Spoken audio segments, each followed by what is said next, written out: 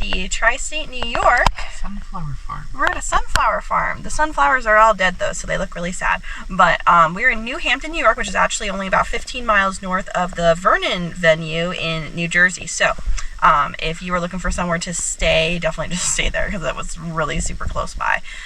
So we are going to be doing the Super today, and then we'll do the Sprint tomorrow with a bunch of friends. So we're kind of doing this just for funsies. Next month we're going to be doing the South Carolina race, and so Nick will be doing the Ultra, I'll be doing the Beast. So we're just here to have fun today. I'm trying to run as much as I can.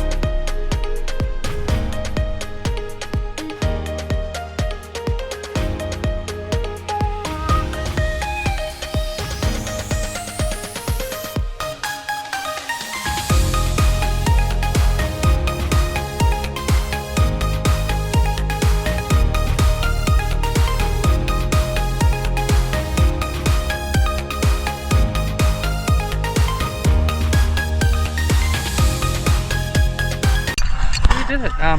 We just finished the Super here at the Tri-State New York. This was honestly the easiest Spartan race I've done. It's so flat.